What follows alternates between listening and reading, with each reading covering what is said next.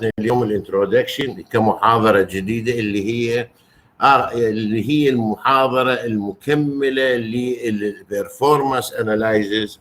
اخذنا برفورمانس اناليزز لكل حالات الطيران، فبقت لنا حالة اللي هي التيك اوف، وايضا عندنا الحالة الستيج اللاندنج ستيج اوف ذا بيرفورمانس اناليزز. راح اقول لكم فرق شغلة واحدة يا اولادي.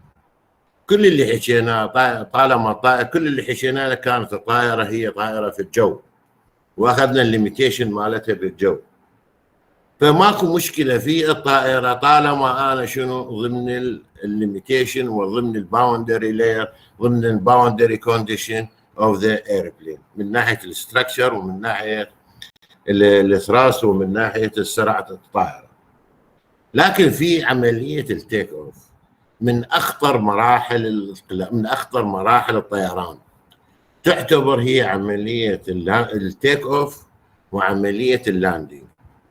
ليش نعتبرها؟ لانه هاي العمليه هي كريتيكال ستيج لما طائره تكون جاثمه على الارض، يجب ان يكون عندي تعجيل لسرعه الطائره حتى اكسب شنو قوه رفع للطائره. لما اكسب قوه الرفع للطائره، هاي قوه الرفع جراجوال انكريز، يعني عندي تدريجيا تزيد عندي حتى اتغلب على قوه وزن الطائره. في بهي الحاله راح يبدي انا شنو عندي طائره ترتفع من الارض، راح نسميها ايربورن، يعني طائره اصبحت في الهواء.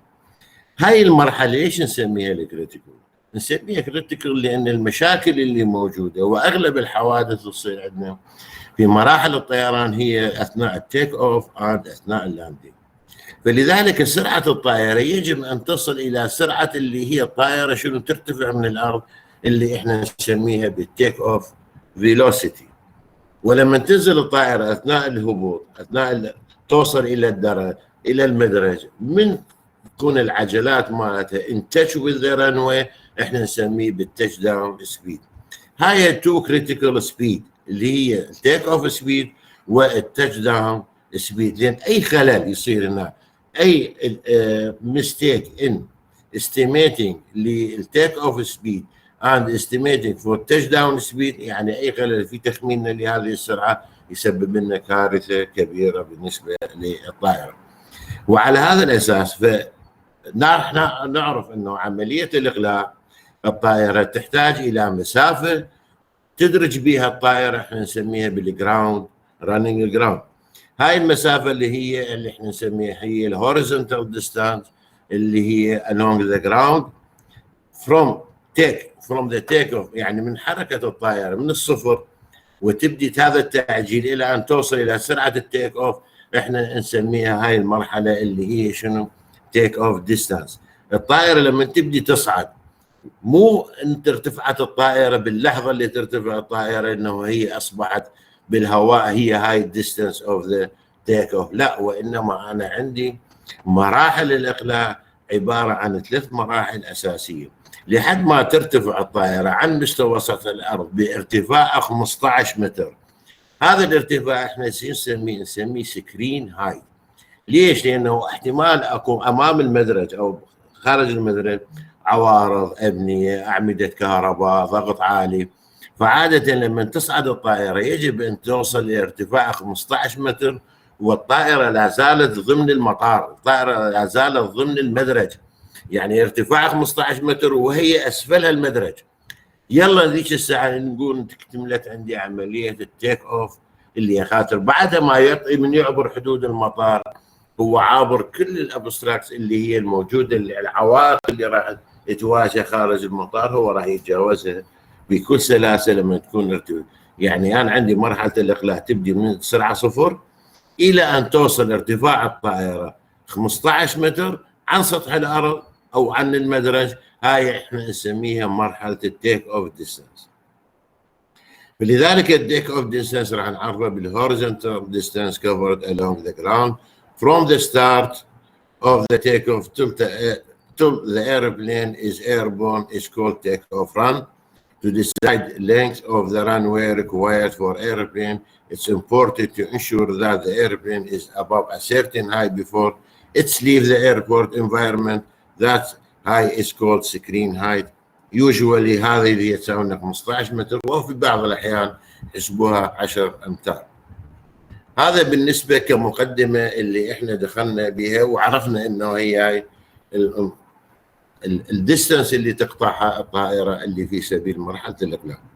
فمرحله الاقلاع عباره عن هو عده مراحل احنا نسميه يعني تيك اوف فيسز، يعني اوف ذا فلايت. يعني تيك اوف فلايت يتكون من كم فيسز؟ يتكون حقيقه بما انه عندنا هنا بحدود 3 فيسز، لكن بواقع الحال هو يتكون من 4 فيسز، لكن هنا اندمج عندي 2 فيسز ان 1 فيسز اللي هي ترانزيشن.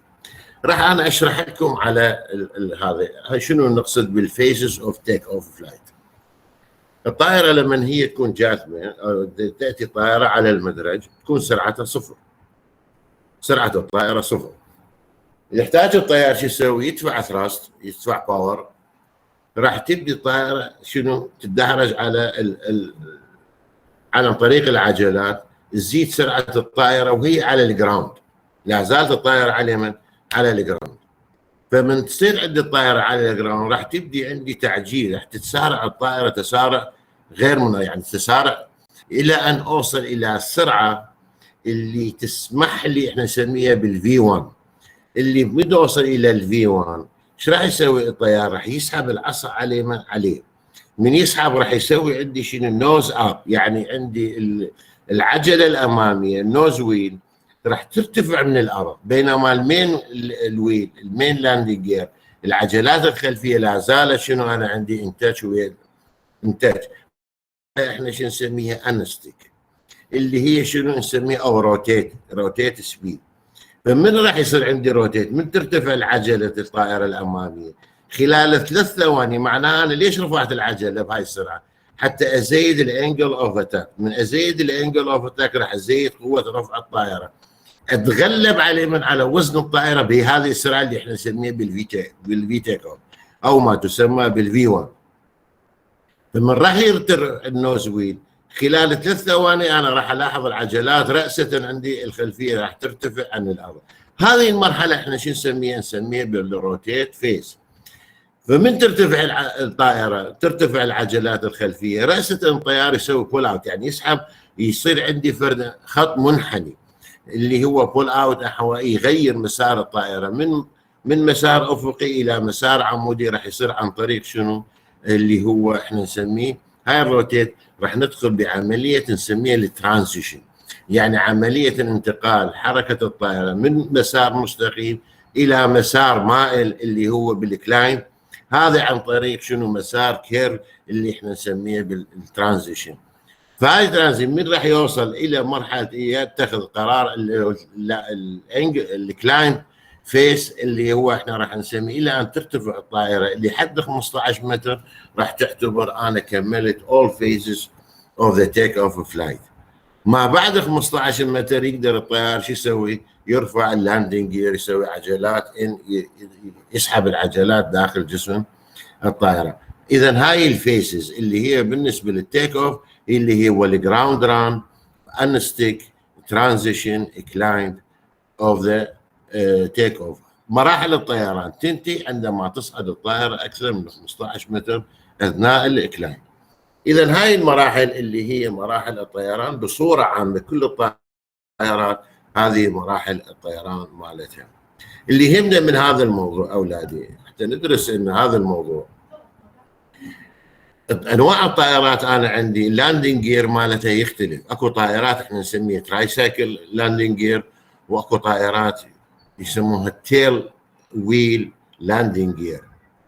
فاذا انا عندي نوعين من الطائره، فكل طائره شلون راح نتعامل، شلون راح تتعامل هذه الطائره مع الفيسز اوف تيك اوف فلايت، يعني شلون راح تتعامل مع مرحله الاقلاع. فراح ناخذ المرحله النوع الاول اللي هي التري سايكل تايب اوف لاندنج جير، مثل ما هو موضح عندكم هنا في الصوره. هاي النوع لما تكون عندي المين لاندنج جير اللي هي العجلات الرئيسيه الى الخلف، والنوع وعندي عجله في النوز، طائره احنا نسميها نوز ويل. هذه الطائرات نسميها نوع 3 سايكل تايب اوف ذا لاندنج جير. اللي شرحته انا من ساعه بالفيسز انه هذه الطائره لما تزيد سرعه الطائره اثناء التعجين، لما يوصل الى سرعه الفي 1 او الفي تيك اوف بصوره عامه بحدود 85% من توصل لسرعه الطائره من الفي تيك اوف، يبدي النوز اب، احنا نسميه يزيد لنا زاويه الهجوم. طبعا هاي زاويه الهجوم محسوبه اولادي، محسوبه بحيث انه لا يكون ذيل الطائره يطخ عندي بالارض، فهي بحدود بين 3 الى 5 درجه لازم الطيار يتحكم بها. ولما تكون سرعه الطائره توصل 85% من سرعه الاقلاع يسوي نوز اب، يزيد عندي تعجيل بعد اكثر، ترتفع الطائره وادخل في هاي المرحله اللي نسميها انستك، وبعدين ادخل بعمليه الترانزيشن اللي ادخل بالكيرف الباث الى تحول الى الكلاين. هذه بالنسبه لطبيعه طيران الطائره اللي هي التري سايكل.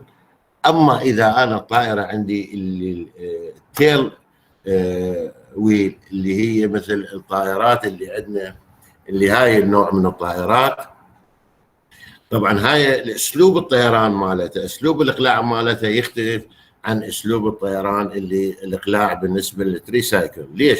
باعتبار انا عندي المين لاندنج جير، المين لاندنج ويل اللي هي يصير بالامام، وعندي التيل ويل اللي هو الموجه للطائره راح يكون عندي بالخلف، واضعف نقطه اللي هو بالويل هو الويل الخلفي. هذا بسهوله انه يصير به دامج كبير اثناء سوء الاستخدام او ضربه الاطار هذا في الارض، يسبب لنا كارثه ويسبب انكسار به. عاده هاي من المشاكل الرئيسيه بالنسبه له. فلذلك عمليه اقلاع الطائر لهذا النوع من الطائرات، عمليه الاقلاع اغلب الطائرات اللي تستخدم تيل ويل اللي هي طائرات ذات بروب انجن، اللي هي ذات المروحه اللي بها الاماميه، مثل الطائرات الخفيفه الوزن الصغيره.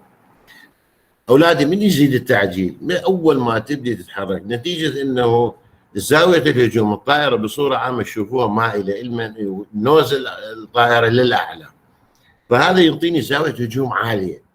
لما يعطيني زاويه هجوم عاليه بالنسبه بمراحل التسارع للطائره يولد لي دراج عالي، فهذا الدراج عالي لازم شنو انا اعوضه بالثراست عالي. فشو يسوي؟ اول ما تتحرك الطائره نتيجه قوه دفع الهواء الناتج من المروحه راح يفعل لي شنو الاليفيترات الخلفيه، يبدي اول عمليه يرفع النوع التيل ويل، يرفعه عن مستوى الارض ويحافظ على الهوريزونتال الطائره على العجلات الامام. طبعا هذا الاقلاع لهذا النوع من الطائرات جدا حرج، فيحتاج الى مهاره عاليه من قبل الطيار، لانه اي خلل يصير ممكن الطائره تتدحرج، وممكن الطائره انه تسقط على النوز مالتها اذا كان عنده اي خلل بها. وعليه فانه اول ما يحرك الطائره شو يسوي هو؟ يدفع العصا القياده للامام في سبيل يرفع شنو؟ العجله الخلفيه، ويبدي يحافظ على هذا الوضعيه الطائره الى ان يوصل الى 0.8 من سرعه الاقلاع اللي هي نسميها الفي 1. فشو يسوي بيجي حاله؟ يسحب العصا القياده مالته فرشيء بسيط اليه في سبيل يزيد من زاويه الهجوم، بشرط انه التيل ويل ما يطخ الارض. فمن راح يصل انه قوه الرفع اللي راح تتولد على الجناح راح تبدي الطائره ترتفع عن الارض. فلذلك مراحل الطيران لهذا النوع من الطائرات التيل ويل تختلف عن مراحل الطيران بالنسبه للتري سايكل ويل. فهاي اكثر حرجه بالطيران من ذيك. لكن المدرج اللي تطير به هاي الطائرات مدرج قصير جدا، باعتبار انها طائرات خفيفه وذات رفع عالي اكثر من الطائرات اللي هي بالنسبه للتري سايكل لاندنج جير. فعلى هذا الاساس ان كل الطائرتين يكمل الاقلاع مالته بعد ما نوصل الى سكرين هايد اللي هو ال 15. يلا يكتمل انا عندي شنو؟ عندي الطيران. اللي يهمنا من هذا الموضوع اللي احنا حكيناه هاي الفيسز الترانزيشن اند الكلاين فيسز اللي حكينا بيها، والجراوند ران الترانزيشن اند كلاين، اللي هي هاي 3 مراحل اللي هي ضمن المرحله الترانزيشن انا عندي روتيت فيس اند ترانزيشن، مجموعه سويه تبدي بسرعه معينه وراح تنتهي بسرعه معينه اخرى اللي راح نحكي عليه من هسه سرعه الطائره اثناء الاقلاع. شنو هي السرعه اللي موجوده اثناء الاقلاع اللي الطيار يجب ان يتحقق عنده او يتجاوزها في سبيل يامن سلامه اقلاع الطائره من الارض. مثل ما وضحت لكم، لانه عمليه الاقلاع الطائره هي من الكريتيكال ستيجز اوف ذا فلايت باث، اللي هي من يعني من المراحل الخطره او من المراحل الصعبه لمرحله لمسار الطائره او رحله الطائره. فراح نتعرف على شيء هنا اولادي. هسه صوتي واضح؟ ماكو عندكم مشكله بي؟ الصوت واضح اولادي؟ نعم دكتور واضح صح. نعم. فهسه راح ناخذ اثناء عمليه الاقلاع مثل ما وضحنا شنو السرعه اللي راح تمر بها الطائره حتى اوصل الى السرعه اللي تامن لي سيفتي تيك اوف. اذا انا عندي السرعه، اول سرعه اللي عندي لما تكون الطائره واقفه على المدرج في بدايه المدرج تكون سرعه الطائره 0. بعد هذا من ينطي تعجيل راح يزيد سرعه الطائره، راح اوصل الى الفي ستول. طبعا من اوصل للفي ستول معناه انا شنو عندي سرعه الطائره بالماكسيموم ليفت، اللي هي سرعه الطائره تكون مينيموم سبيد، اللي هي تحقق لي يكون وزن الطائره يعادل لي او قوه رفع الطائره تعادل لي وزن الطائره. طبعا بهذه السرعه ممكن الطائره تقلع لو لا؟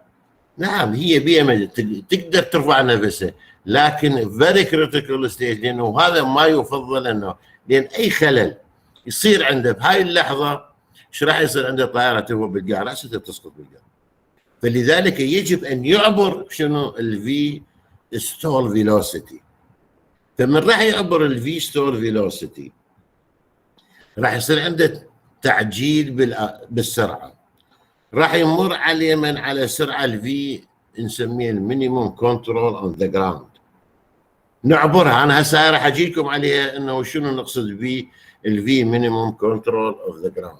هذا اوصلكم الفكره الاقلاع الطبيعيه، وبعدين نجي شنو الخطوره اللي هنا اللي احنا راح نحكي بها بالسرعات المينيموم كنترول. راح يصير عندي زياده بالتعجيل، راح اعبر الفي مينيموم كنترول، خليها هسه نحطها على جنب على صفحه. راح يصير عندي زياده تعجيز، تزيد سرعه الطائره. راح اسمع بالكابينه الطائره في 1. من يسمع كلمه الفي 1 معناها انا وصلت الى مرحله انه الهواء اللي الايروداينامكس اللي يصير على التيل، الاليفيترات الخلفيه الهوريزونتال تيل تبدي انا عندي شنو؟ اذا تشتغل، معناها انا الايروداينامكس قوه الفورس اللي تتولد على الهوريزونتال الاليفيتر راح شو يسوي؟ الطيار يسحب العصا القياده الى من على نفسه. فراح الهوريزونتال اليفيتر راح يعطيني قوه رفع، راح يزيد لي شنو؟ يرفع لي النوز اب. راح هاي احنا من راح يسوي عمليه النوز اب؟ احنا نسميها بالفي روتيت. فلذلك الفي 1 والفي ار كلش بتكون متقاربات جدا بالقيمه، فاحنا نحسبها بالفي 1 والفي روتيت. فبالفي روتيت يكون النوز اب، يعني زيد لي عندي زاويه الهجوم، بقت عندي العجلات الرئيسيه على من على المدرج، الى ان يوصل الى سرعه اللي هي سميه الفي ال او اف، اللي هي شنو؟ فيلوسيتي ليفت اوف، يعني المين ويل راح ترتفع عن الطائره. طبعا ما بين الفي ار والفي لوفت هي 3 سكند، يعني 3 ثواني، ما تتجاوزت 3 ثواني. يعني مين يسوي النوز اب ورا 3 ثواني الطائره شنو؟ يجب ان تكون ارتفعت العجلات الخلفيه للطائره شنو؟ من ترتفع عن سطح الارض احنا نسميها بالفيلوسيتي ليفت اوف فيلوسيتي. فراح ندخل بمرحله شنو؟ الكيرف على متغير مسار الطائره من خط مستقيم الى الانجل اوف ذا كلايمب ريت، راح يكون انا عندي نسميه بمرحله الترانزيشن، وبعدين ادخل بالكلايم ما بعد هذه المحاضره، ولما اوصل الى ارتفاع بحدود ال 15 متر، يعني ما بين 35 فيت الى 50 فيت، تكون عندي سرعه الطائره تصل الى الفي 2. يعني بالفي 2 يعني تكتمل عندي مراحل الطيران. هسه راح نجي الخطوره وين. اذا انا ما عندي مشكله بهيك حاله. الخطوره وين؟ الخطوره عندي هنا كالاتي، اللي هو من المراحل الصعبه جدا بالنسبه للطيران. راح احكي لكم النوشن. الطائره من السرعه 0 الى الفي ستول ما عندي مشكله، انه عندي تدريج. ما بعد الستول الى الفي 1 راح اعطيكم هاي المعلومه. من الفي ستول الى الفي 1 انا عندي يسموها بالفيلوسيتي مينيموم كنترول اون ذا جراوند.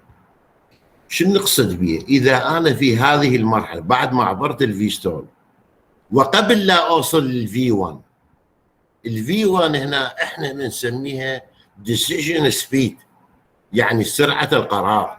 بالنسبه لا سامح الله، اذا كانت طائرات النقل اللي هي بها محركات 2، او طائرات بها محركات 4، او طائرات بها محركات 3، اي خلل، انطفاء محرك، عصفور يدخل بالمحرك مالت الطائره، محرك الطائره ينضرب ويصير به فاير، اي خلل يصير في مرحله ما بين الفي ستول والفي 1 اللي هو احنا نسميها الفي مينيموم كنترول اون ذا جراوند، رأسة الطيار في خلال ثانية، من ثانية إلى ثانيتين يسوي فلايت أبورت، يعني يلغي الطيران رأسة، ثرتل على الآيدل، ويدفع يضغط بريكات قوية مع ريفيرس ثراست. عند المدرج المتبقي، بالنسبة للمدرج المتبقي يسمح للطائرة أنه يوصل إلى نهاية المدرج والطائرة توقف بسلام، ويحافظ على هيكل الطائرة، ويحافظ على الطائرة وعلى سلامة ركاب الطائرة. هذا اللي احنا نسميه شنو؟ بالفي مينيموم كنترول اون ذا جراوند. يعني لما تكون سرعة الطائرة إلى حد الفي 1 قبل لا يوصل للفي 1، الفي 1 أصبحت هي شنو؟ الديسيجن سبيد. يعني أنا لما يصير عندي خلل بالمحرك وقبل ما واصل للديسيجن سبيد اللي هي الفي 1، انا اقدر اسوي الغاء لعمليه الاقلاع، رجع الثرتل الى الايدل مع البريك اللي هو الامرجنسي بريك للطائره، واخفض سرعه الطائره قدر الامكان باسرع وقت يكون عندي طول المدرج يسمح لي انه الطائره توقف بنهايه المدرج. هذا احنا نسميه بالفي ام سي جراوند، اللي هي هاي السرعه اللي احنا نحكي بيها. فلذلك هاي من المشاكل او الخطوره اللي عندي قد تواجه شنو؟ تواجه اثناء الاقلاع. طيب اذا هسه يسالني طالب او اي شخص يسالني اذا احنا وصلنا للفي 1 وصار عندي انا شنو؟ اطفاء بالمحرك، بهيك حاله شو اسوي انا؟ بعد ما نعبر الفي 1 اللي هي الديسيجن اوف ذا سبيد، من توصل الى الفي 1 وعبرته وصار عندك فيلر بالمحرك، دخل عصفور، انطفى، صار حريق بالمحرك، الطيار في هذه السرعه يكمل الطيران ماله، يسوي روتيت ويسوي ترانزيشن ويسوي كلايم ويكمل الاقلاع مالته بمحرك واحد اللي هو المحرك السليم. في هذه السرعه، في هذه طبعا هو هنا ايش راح يحتاج؟ راح يحتاج الى شويه مدرج اطول، وراح يبدي الطائره نسميه احنا 1 انجن ان اوبريتد، يعني طيران بمحرك واحد، بعمل محرك واحد يكمل مرحله الاقلاع. لازم يكمل مرحله الاقلاع، اذا ما يكمل مرحله الاقلاع فيها بعد سرعه الفي 1، لانه اي عمليه بريك او ثرتل يرجع للايدر ويبدا يكبس، راح يعبر المدرج، راح يطلع من المدرج، راح يضرب وين؟ ينزل بالمنطقه خارج المدرج ويعبر حتى حدود شنو؟ المطار. فراح تصير كارثه كبرى هنا، الطياره تتهشم عنده ويتاثر على سلامه الركاب، وممكن يصير عندنا مشكله كبيره. فشو يسوي؟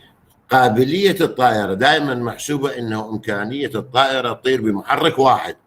هاي إمكانية الطائرة هي نسميها بالون انجن اوبريتر ضمن الحسابات التصميمية.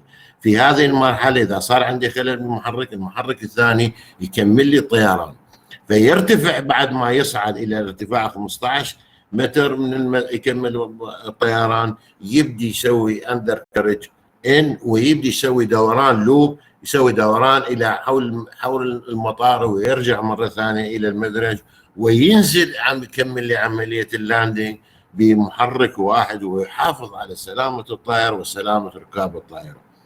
اذا الديسيجن سبيج الفي 1 اذا كان عندي اني انجن فيلر بعد الفي 1 يكمل الطيران، قبل الفي 1 يقدر يسوي ابورت للتيك اوف فلايت.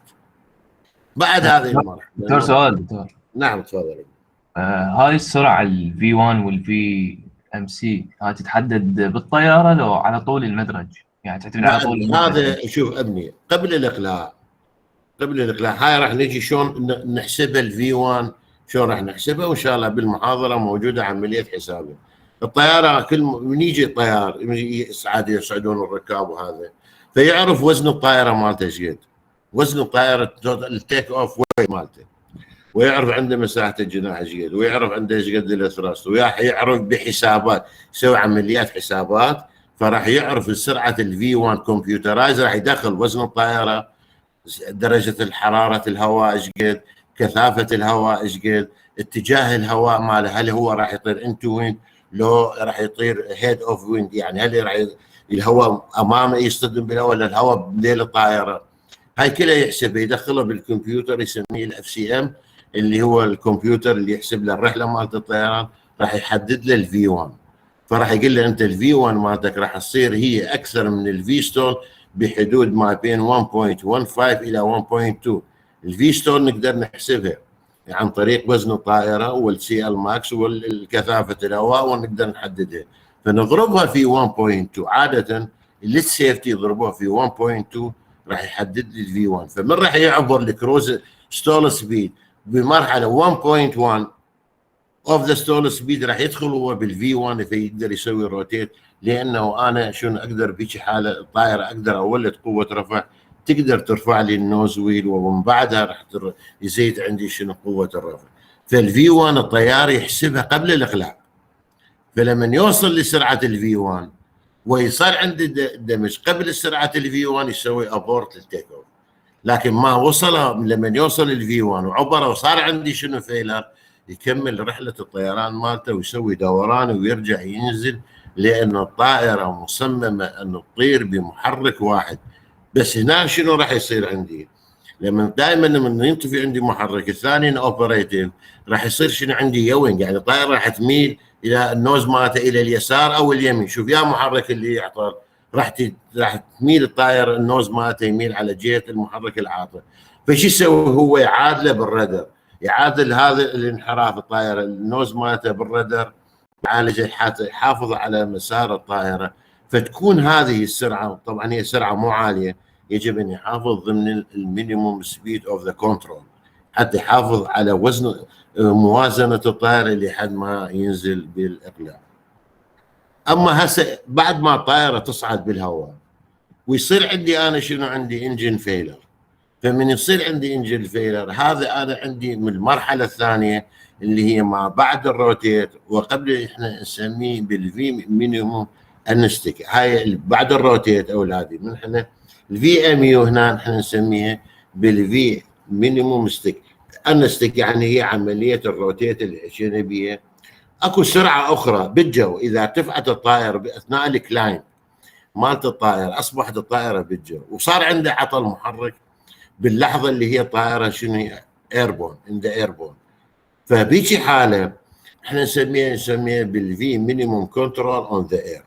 ايضا يبدي يعالج لي اليوينج مالت الطائره بالردر ويسوي لوب ويرجع عندي للمدرج مره ثانيه. فاذا انا عندي تو كريتيكال ستيجز اللي هو اثناء عطل المحرك قبل الفي 1 واثناء عطل المحرك ما بعد الفي 1 وعطل المحرك ما بعد الايربون، من ترتفع الطائره ويصير عندي هاي كلها من المراحل الخطره جدا اثناء عمليه الاقلاع في الطائره. هذا بالنسبه للفاريوس سبيد ديورينج تيك اوف رن. اكو واحد عنده سؤال حول هذا الموضوع اولادي؟ اكو واحد عنده لو واضحه الصوره؟ اكو واحد عنده سؤال او صوره واضحه وصلت لكم الفكره اولادي؟ واضحه تمام دكتور. تمام. هسه راح نجي اللي انت تفضلت بها جنابك، شلون راح نقدر نجي نحسب هذه القيم السرعه اللي موجوده. اول شيء لازم نحسب انه الفي ستول مالت الطائره. فالفي ستول مالت الطائره ما نعرفه احنا من المعادله مالتنا 2 دبليو تيك اوف اللي هو وزن الطائره على مساحه الجناح اللي هو احنا نسميه بالوينج لود على الرو سي ال ماكس. فاذا الفي ستول عليه من راح تعتمد على وزن الطائره على مقسوما على مساحه الجناح او احنا نسميه وينج لود. كل ما يكون الوينج لود عندي عالي كل ما يكون الفي ستول عندي عالي. كل ما اخفف وزن الطائره كل ما الفي ستول يكون عندي اقل. صح ولا لا؟ كل ما ازيد السي ال ماكس مالت الطائره كل ما تكون انا عندي شنو الفي ستول اقل. كل ما تكون الدنسيتي اوف ذا اير عاليه يعني يكون انا قريب على سطح الارض كل ما تكون الفي ستول عندي قليله. وكل ما ارتفع الى الاعلى تكون عندي الفي ستول اعلى. لذلك يا اولادي بالنسبه للفي ستول يتحدد اعتمادا على ارتفاع المدرج الطائره بالنسبه الى سطح الارض. تعرفون اكو مدارج على الجبال، اكو مدارج بالوديان، واكو مدارج بالارض المنبسطه، فكل مدرج الى ارتفاع محدد. هذا الارتفاع المحدد عن مستوى سطح الارض هو يحدد شنو؟ من خلال كثافه الهواء. فاذا الفي ستول اللي عندي على مدرج لما يكون على مستوى سطح البحر تكون الفي ستول مالتي اقل من يكون لما انا انزل في ستول لما يكون انا على مدرج على ارتفاع 1500 متر عن مستوى سطح الارض. لذلك كثافه الهواء تكون عامل بارامتر مهم جدا في تحديد الفي ستول. كل ما تكون الفي ستول قليله كل ما راح يكون انا عندي الفي 1 قليل، فكل ما في حاله الديستنس اللي راح اقطعها تكون اقل. اهم شيء انا ضمن البيرفورمانس اناليسيس انه ايش قد انا اقدر شورت ديستنس تو تيك اوف. اهم شيء ايش قد اقدر اقلل من الديستنس مال التيك اوف. هذا من ضمن الدراسات اللي هو البيرفورمانس ستدي. فاذا انا عندي 3 عوامل رئيسيه اللي هي وزن الطائره وعندي كثافه الهواء والسي ال ماكس اثناء الاقلاع. فلذلك انا ازيد السي ال ماكس من خلال شنو؟ من خلال الفلابس. انا انزل الفلابس ازيد من السي ال ماكس اثناء الاقلاع. احنا هاي اللي حكيت لكم اياها لك critical speed during the مرحله الطيران during the take off flight اللي هي الفي ستول، وعندنا الفي ام سي جي اللي هي الفي مينيموم كريتيكال شرحتها اثناء الاقلاع وشلون يسوي الابورت قبل الفي 1 ويكمل عندي. اما ما بعد الفي 1 فراح يسوون انجن اوبريتيف. والثيرد كريتيكال اللي هي ديسيجن سبيد اللي نعتبرها الفي 1 اللي هو هنا يمثل ما قبل هاي السرعه immediately abort take off. اما بعد هذه السرعه فراح يكمل الطيران بالنسبه اعتمادا على الون انجن ان اوبريتيف.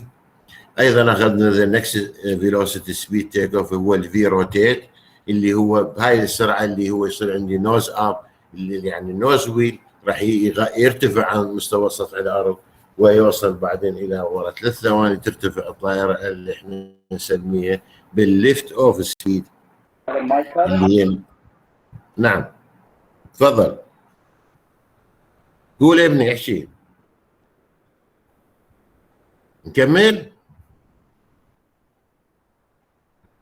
تسمعوني يا اولادي؟ بالخطا دكتور كمل اوكي. فبعد ما يصير عندنا من تغادر العجلات الرئيسيه للطائره نسميها بالليفت اوف سبيد ما بين الروتيت وبالليفت سبيد اللي هي احنا نسميها بالانستيك اللي هي تقريبا بحدود 3 ثواني راح تصير عندنا وترتفع الطائره ويدخل بعمليه الترانزيشن ومن ثم الكلايم الى سرعه الفي 2 اللي انا حكيتها كلها هسه بالتفصيل على هذا.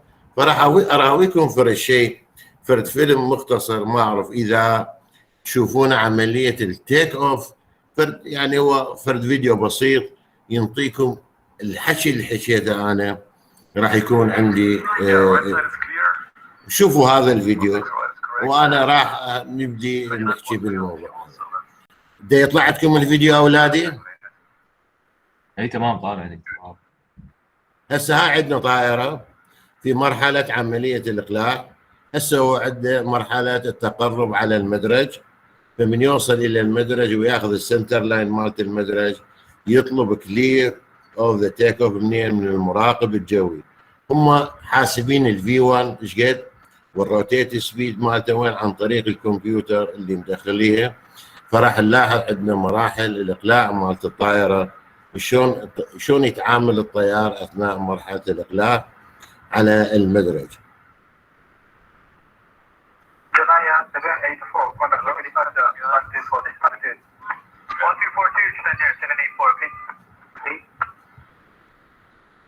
هسه يطلب اذن الاقلاع من المراقب الجوي.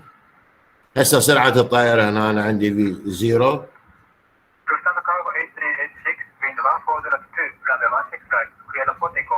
clear for the takeoff.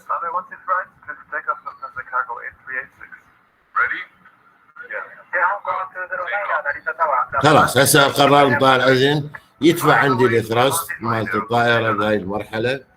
راح يزيد. هسه انا عندي تعجيل الطائره من 0 لحد ما يوصل انا شنو عندي الفي ستول هنا بالاقلاع. راح نجي ناخذها، راح يقول لي 0.8 يعني خلاص انا عبرنا السرعه شنو الستول سبيد. هسه شنو ورا اي عمليه عطل هنا بهاللحظه يسوي ابورت الاقلاع.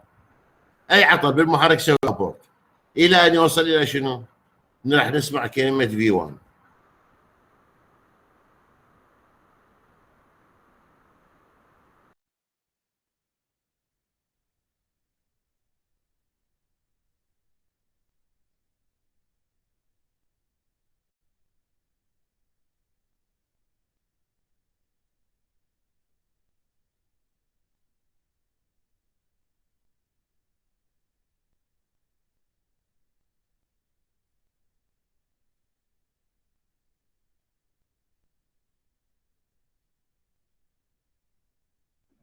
استاذ نصير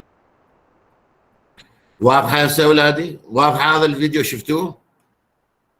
دكتور هو وصلنا للنص وانقطع النت عندك. وصلت هسه واضح؟ تسمعونا اولادي؟ هي تيتا هسه تمام.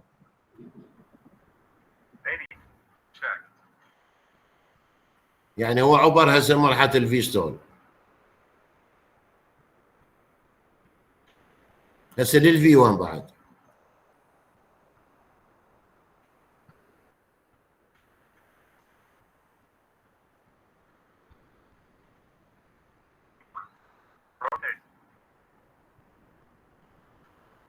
ترانزيشن تسلق عنده هسه في 2 خلاص جير اب انتهى الموضوع عنده بالنسبه له. هسه احنا شفنا مراحل الاقلاع واقعيه، يعني انت هسه داخل طائره داخل كابينه الطيار. تسمعوني يا اولادي؟ اي نعم دكتور نسمع. هسه شفتوا انتم مراحل الاقلاع بين الفي 1 بنقل 80، يعني انا شنو وصلنا الى ال 80% من التيك اوف سبيد.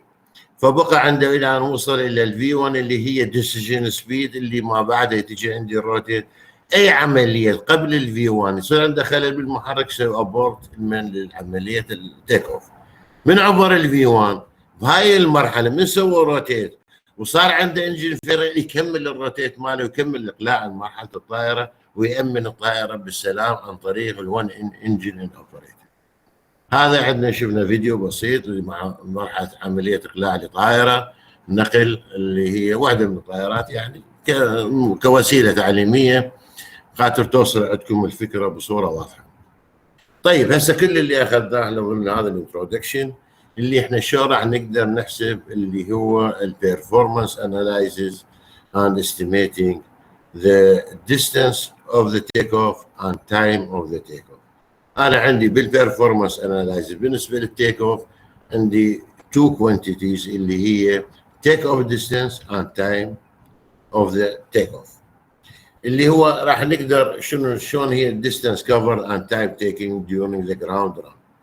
مثل ما عرفنا عندنا 3 فيسز، جراوند ران وعندنا ترانزيشن وعندنا كلاين ستيج. يعني عندي ثلاث مراحل بالتيك اوف. مجموع طول الديستانس اوف ذا تيك هو مجموع اللي هو الجراوند ران عن المسافه اللي تقطعها during the transition والمسافه اللي تقطعها during the climb. فاذا حتى نقدر نجي نحسب هذا التيك اوف ديستانس راح ناخذ شنو هي القوه المؤثره اللي هو الافكتد فورسز، او نقول equation of the motion of the airplane اثناء الاقلاع. راح نلاحظ انه وزن الطائره اللي هو وخلال درجه الطائره راح يتولد لقوه رفع، ردة الرياكشن اوف ذا جراوند اللي هو الار، واثناء مسير الطائره على الاذرع راح تتولد لي قوه احتكاك اللي هي اف اي او ما نسميه بالميو ار. فاذا أنا هاي القوه هي اللي هي المؤثره على جسم الطائره، الليفت والويت والثراست الدراج، الار الريفلكت اللي هو اللي جراوند رياكشن، والميو ار اللي هو فريكشن فورس او رولينج فريكشن. اذا انا هاي البارامترات اللي مؤثره عليه من هاي القوه المؤثره على جسم الطائره اثناء عمليه الاقلاع او عمليه التعجيل الطائره. فمثل ما تعرفون احنا عندنا نوعين من التعجيل، احنا نسميه باليونيفورم اكسلريشن ونسميه ان يونيفورم اكسلريشن. باليونيفورم اكسلريشن يعني انا عندي سرعه الطائره تتزايد تدريجيا بنفس المعدل، خلال كل ثانيه تزيد سرعه الطائره كذا متر، كل ثانيه يزيد كذا، يعني عندي يونيفورم اكسلريشن. بالنسبه للطائرات هو التعجيل اللي عندي هو نون يونيفورم، لان سرعه الطائره تبدي من الصفر، بعدين تبدي اثناء الزمن سرعه الطائره تبدي تزيد سرعه الطائره، مو كل ثانيه لها نفس السرعه، يعني مثل اليونيفورم اكسلريشن، وانما كل ثانيه لها قيمه سرعه جديده راح ندخل في حساباته، وشلون راح نقدر نحسب هذا الديستانس اوف ذا تيك اوف. هذا عندي distance of the takeoff S1 S2 S3. S1 هي الجراوند ران، والاس 2 اللي هي ترانزيشن، وعندي الاس 3 اللي هي الكلايم لحد ما اوصل الى ارتفاع 15 متر. هذا بالنسبه كمخطط خاطر اللي هي الديستنس اوف ذا تيك اوف عرفناه بهذه المحدوديات S1 S2 S3. وش نقصد بالاس 1 وش نقصد بالاس 2 وش نقصد بالاس 3 مثل ما موضحه من خلال هذه الصوره. اذا راح نرجع، انا رجعت هاي صوره الطائره اللي هي القوه المؤثره او الايكويشن اوف موشن اوف ذا ايربلين during the take off. راح نلاحظ انه قوه الدفع الطائره ناقصا اللي راح تعادل اللي هي شنو؟ ناقصا للدراج اللي يتولد اثناء اثناء مرحله الاقلاع، ناقصا لفريكشن فورس اللي هو الميو ار يساوي لي الام اي. هذا التعجيل، هذا الاكسلريشن احنا اخذناه في بدايه المحاضرات، اللي هو قلنا قانون نيوتن الثاني اللي هو شنو؟ يبقى الجسم مستقر ما لم تؤثر عليه قوه خارجيه فتغير من مساره، او يبقى الجسم مستمر في حركه ثابته اذا ما عندي قوه خارجيه تاثر. وهذه القوه الخارجيه هي مثل الكتله في التعجيل. فاذا انا عندي جسم طائره اثر عليه قوه دفع تعجيل هو ما يعادل الام في اي، يعني كتله الطائره في التعجيل الارضي راح تساوي لي تي ناقصا دي ناقصا ميو ار يساوي لي ام اي، والام هي وزن الطائره على الجراوند جرافيتيشن جي. هاي من ناحيه الهوريزونتال الفورسز المؤثره على الطائره. اما الفيرتيكال فورسز هي الليفت زائدا الار اللي هو الرياكشن، جراوند رياكشن ناقصا وزن الطائره راح يساوي لي صفر. فاذا انا الرياكشن الار اقدر احسب انه يكون وزن الطائره ناقصا ال حسب هاي المعادلات 10 1 10 2 10 3. فاذا انا لما اجي اباوع على معادله 10 2 اللي هي ال زائدا ار ناقصا، لما اثناء الدرج الطائره لما تكسب قوه الرفع الار لما يقل الار، لما يكون صفر الار لما معناه عندي صار قوه الرفع تساوي لي وزن الطائره من خلال معادله الار يساوي دبليو ناقصا ال. فاذا انا من خلال معادله 10.1 اللي هي اقدر احسب شنو؟ اطلع معادله الاكسلريشن اللي هي من خلال هذه المعادله مثل ما موضحه في 10.3 اللي هي تي ناقصا دي ناقصا ميو دبليو ناقصا ال، بعد ما عوضنا عن قيمه شنو؟ اللي هي الار، وعلى دبليو على جي اللي هي هذا اللي وزن الطائره او الام. ايضا انا عندي معادله اخرى بالنسبه للتعجيل ومعدل تغير سرعه الطائره مع الزمن، واقدر انا احصل بالنسبه للديستنس اللي راح تساوي لي في دي في على دي اس، وبالنسبه للزمن راح يساوي دي في على تي. فاذا انا من خلال الاكسلريشن اقدر احسب الزمن، ومن خلال الاكسلريشن اقدر احسب الديستنس من خلال هذه المعادله. وعليه فان المعادله الاس بعد ما اخذ الانتجريشن